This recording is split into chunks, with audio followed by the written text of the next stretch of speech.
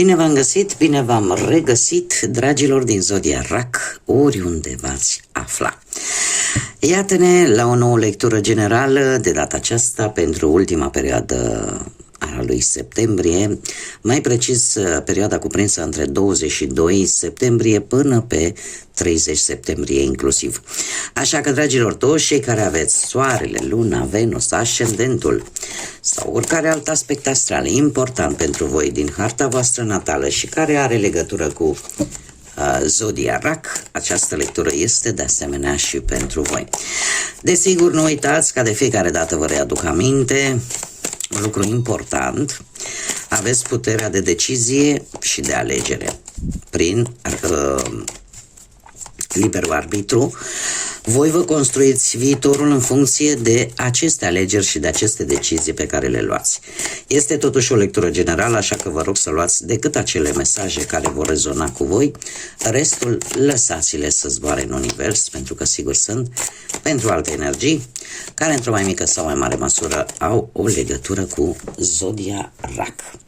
Și haideți să trecem la treabă cu acest pachet de Lenormand și să vedem care este situația actuală sau ce urmează să vină în viața voastră, dragilor din RAC, sau cu legături puternice cu această zodie, în următoarea perioadă cuprinsă între 22-30 septembrie. Haideți să vedem.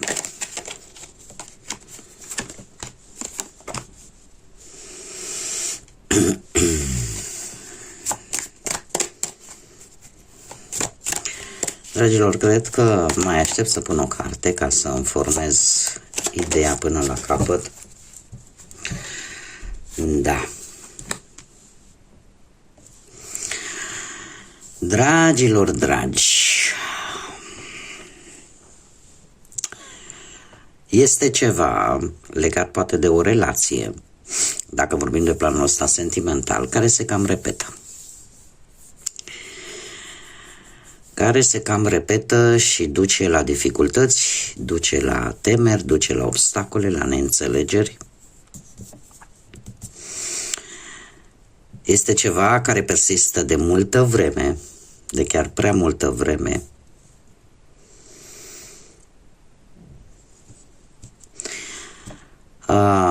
Mai ales dacă vorbim pe parte sentimentală. Dacă vorbim așa, asta mi-a atras în primă fază atenția cel mai tare, dar per general există o situație care se perpetuează de foarte multă vreme, care când zici gata, hai că se rezolvă, nu se rezolvă și apar tot felul de neînțelegeri, tot felul de discuții în contradictoriu. Și lucrul ăsta nu poate decât să aducă și mai mari dificultăți, și mai mari neînțelegeri, și mai mari temeri și îndoieli.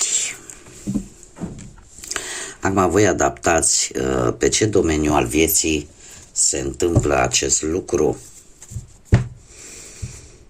Cum de alminteri aș mai putea să spun că există o persoană în vârstă cu care voi aveți mereu ceva de împărțit și nu se ajunge la niciun rezultat bun. Haideți să vedem ce ne spune și tarotul. Ce vine pentru dragii mei din RAC în următoarea perioadă, cuprinsă între 22-30 septembrie, atât pe plan profesional, financiar sau sentimental. Voi, ca și zodia Gemeni, nu aveți, să zicem, cel puțin de moment, din câte văd eu, un sfârșit de septembrie liniștit. Dar nu trebuie să ne pierdem încrederea. Haideți să vedem ce ne spune și tarotul.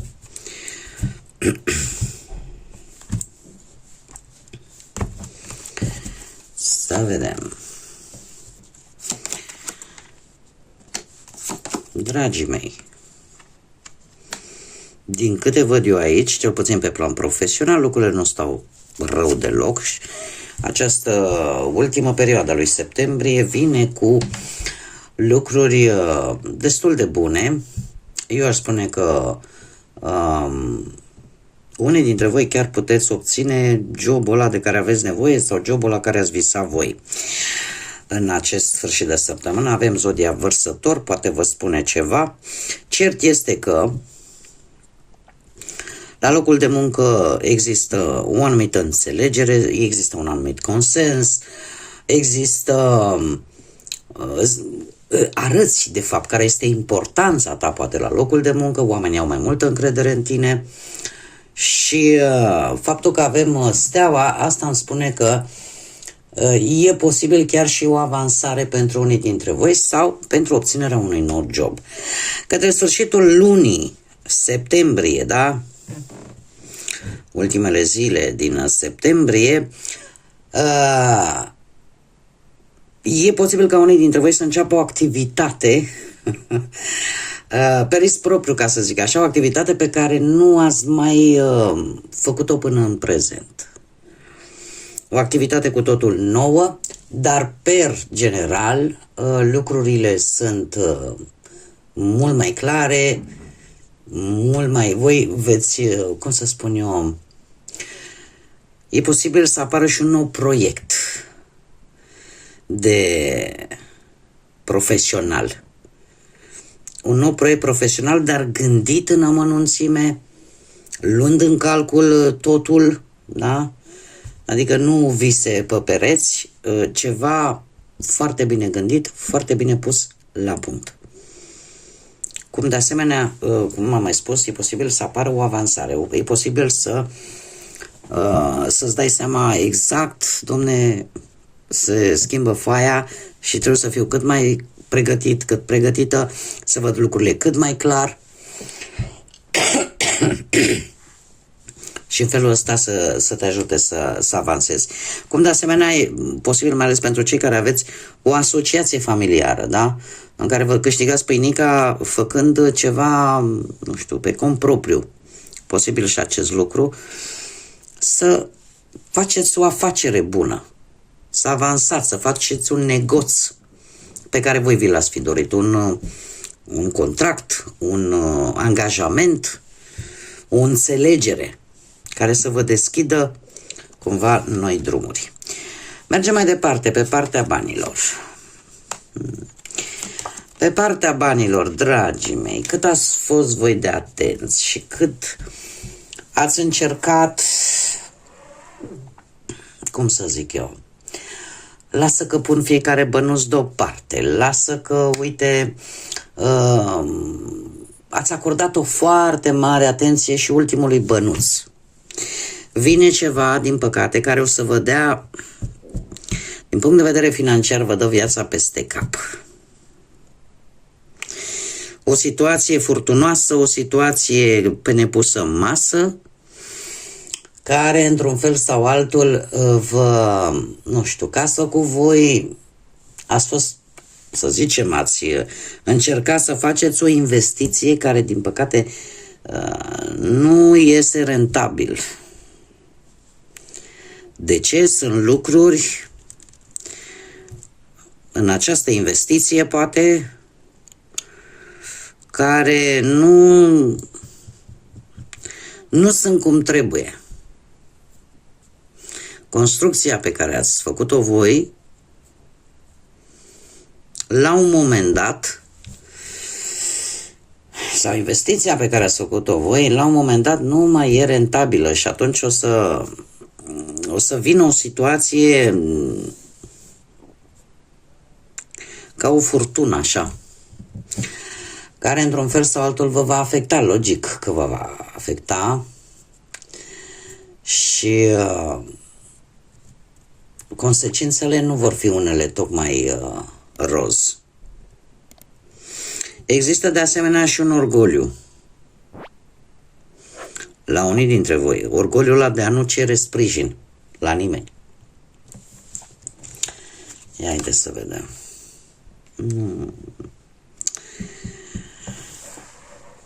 Mare atenție, mai ales cei care aveți un ascendent într-o zodie de aer, Gemeni, Balanță sau Vărsător, în special pentru voi, dar și pentru restul lumii. Faptul că voi, într-adevăr, că o să fiți vă simțiți singuri cu această situație nou creată care vă dă lumea peste cap din punct de vedere financiar. Avem și un doi de spade ca să fie treaba. Treabă care spune în felul următor. Va veni momentul în care voi va trebui să luați o decizie importantă. Ce faceți cu această situație?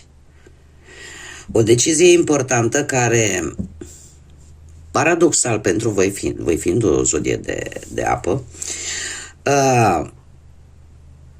veți încerca să o luați folosindu-vă de rațiune și de logică. Ceea ce până la un punct nu este rău. Problema este alta. Că există, așa cum am mai spus, și un pic de orgoliu, un pic de mândrie în a cere sprijin altora. Acum voi, dragilor, ca și caracteristica zodiei voastre,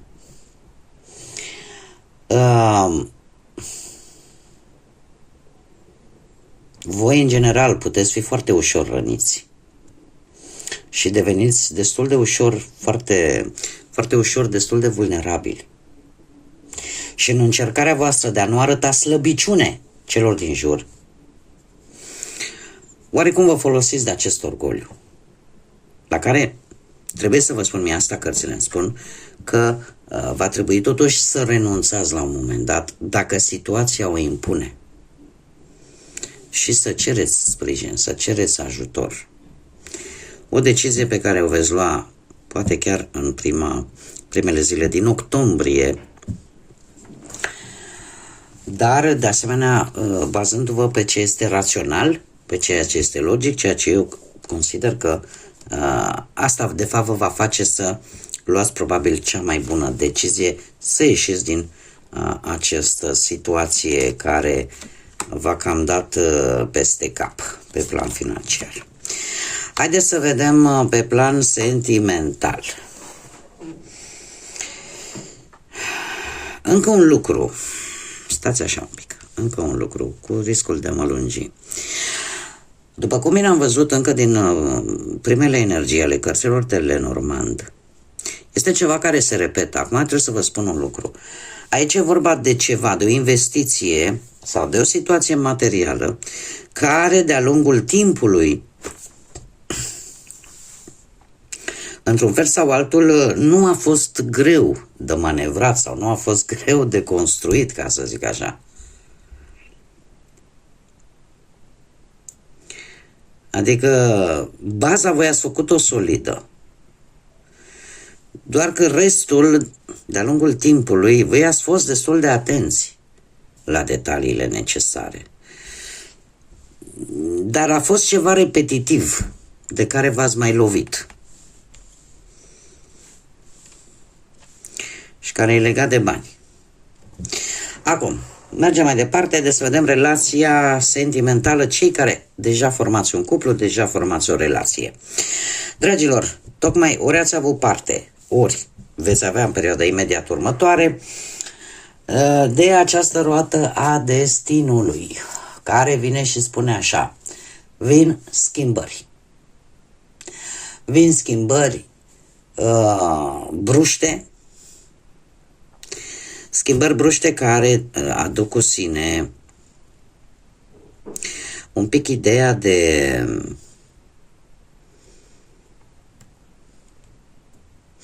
haideți să vă zic ceva. Voi în relația voastră nu veți băga în seamă anumite asperități ale relației voastre. Certuri, discuții. De ce? Voi ca și zodie sunteți foarte familiști. Ca și energie zodiacală, zodia Rac este un familist convins, unde siguranța relației, siguranța familiei este foarte importantă. Și atunci toate aceste asperități din relația voastră, cumva le tratați oarecum cu spatele. În felul ăsta să reușiți să mențineți un echilibru în relația voastră. Lucru care, de-al minteri, va duce chiar către sfârșitul perioadei lui septembrie la un frumos 4 de bâte. Un frumos 4 de bâte care îmi spune că există, ori puteți celebra vreo nuntă, vreun botez, ceva care să vă aducă stabilitate, bucurie, celebrări. Mai ales dacă unii dintre voi ați trecut prin perioade grele. Dar aici avem, într-adevăr, ceva se schimbă brusc. Ceva se schimbă brusc, din câte văd eu. Nu știu cum va decurge, vom vedea, probabil în octombrie, dacă mai ce ne spun cărțile. Dar, într-adevăr, vine o schimbare bruscă care aduce o stare așa de furtună, ca să zic așa, dar pe care voi o veți trata oarecum cu spatele, ori pentru că urmează o celebrare, urmează ceva important în familie, ori pur și simplu pentru a vă păstra această stabilitate în relație. Mergem mai departe. Haideți să vedem pentru cei care sunteți singurei și singurele. Dragii mei dragi, viața voastră sentimentală, nu știu, aveți prieteni, faceți lucruri împreună. A trebuit să întrerup un pic. Deci, dragilor, voi ați fost înconjurați, nu știu, și sunteți înconjurați în continuare de anumiți prieteni, cercul vostru restrâns, familiar posibil. Doar că ori a apărut cineva care v-a trezit interesul. Avem zodia Fecioară. Cineva care v-a trezit interesul ori pe la locul de muncă, ori printre cunoștințele, prietenii voștri comuni. Dar eu zic că voi încă nu sunteți foarte pregătiți. Sau poate nu sunteți doritori de o relație. De ce? Pentru că probabil asociați foarte mult, faceți mereu asocieri cu ce s-a întâmplat în viața voastră sentimentală din trecut. Încercați într-un fel sau altul să legați poate că legătura cu cineva din trecutul vostru și ceea ce vi se oferă la orizont. Sunteți destul de suspicioși, aș spune. E posibil ca în cercul vostru de prieteni să apară cineva cunoscut, există și asta. Cineva cu care e posibil să mai fi avut vreo legătură cu ani în urmă, dar voi sunteți foarte circumspecți. Știți cum e, că tot pățitul e priceput și o luați încetul cu încetul. Acum, în acest pachet de cărți de tarot, în mod specific, nu vreți să vă ardeți, ca să zic așa, și vi se pare că oferta asta care v-a apărut așa în cale nu este tocmai, adică e prea frumos ca să fie și adevărat și mergeți foarte precaut. Tind să cred că este totuși cineva din trecutul vostru cu care voi ați mai avut de-a face și care probabil are un trecut destul de tumultos pe partea asta sentimentală, care vouă nu vă dă încredere și vă face să mergeți așa, cu pași mici. Lasă că studiez problema, să vedem despre ce e vorba. Că poate să iasă bine, foarte bine poate să iasă bine, dar poate să iasă și rău și atunci nu vreți să vă asumați riscul de a călca pe ghimpi. Eu zic că nu e nimic rău în acest lucru. Bun. Haideți să vedem acum care e mesajul pentru voi, dragilor din RAC, sau cu legături puternice cu această zodie în următoarea perioadă. Și avem numărul 26, care poate să vă spună ceva, sau numărul 8, care ne vorbește de lucruri care se pun în ordine. Vreți, nu vreți. De schimbări importante care vin în viața voastră, vreți, nu vreți. Avem avionul, care ne vorbește de o călătorie. O călătorie care este indicată atât fizic cât și metaforic.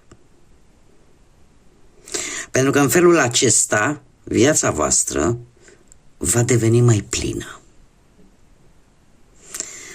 Nu prea e prea mult de spus, de disecat cu acest mesaj, deci este indicat o călătorie, fie ea fizică, poate chiar cu avionul, dar și spirituală, în așa fel încât viața voastră într-un fel să se simtă mai împlinită și lucruri oarecum să fie puse fiecare la locul său. Bun, dragii mei, cam atât am avut pentru voi pentru această ultimă perioadă din prima lună de toamnă. Eu vă mulțumesc pentru atenție, mulțumesc tuturor pentru sprijinul acordat prin intermediul like-urilor, comentariilor și distribuirilor voastre. Le aștept cu mare drag și cu mare interes în continuare, cum de asemenea vă invit pe toți cei care încă nu v-ați abonat, dacă ați rezonat, dacă vă plac felul acesta de a face lecturi de tarot, nu ezitați, abonați-vă, chiar puteți să activați și clopoțelul în felul ăsta, știți când fac publicații noi. Este gratuit, așa că costă decât dorință. Și ca de fiecare dată atunci când există dorință, există și putință. Bun, dragilor, până data viitoare, când ne vom reîntâlni la o nouă lectură, am hotărât ca cel puțin la acest set de lecturi, în urma unei întâmplări cu o anumită persoană care, ce să facem, mai dăm de specimene de genul ăsta, mai ales eu aici ca și creatoare de conținut, mă lovesc, să știți, nu foarte des, este adevărat, nu vreau să fiu ipocrită, dar mă lovesc de ei. Vreau într-adevăr să vă sugerez ceva. Că veți face, că nu veți face, depinde foarte mult de voi. Dragilor, atunci când nu putem să facem un bine, cel puțin, haideți să nu facem rău. Eu vă doresc să vă înconjurați de lumină, de căldură sufletească. Pentru că ceea ce emanăm, în primul și în primul rând, spune multe despre noi, ca și caractere, ca și oameni, dar la rândul său universul va întoarce ceea ce noi emanăm. Așa că cam asta ar fi îndemnul meu. Dacă nu putem face bine, cel puțin să nu facem rău. Până data viitoare, numai bine, multă energie pozitivă și căldură sufletească. Rămâneți cu bine și să fiți iubiți!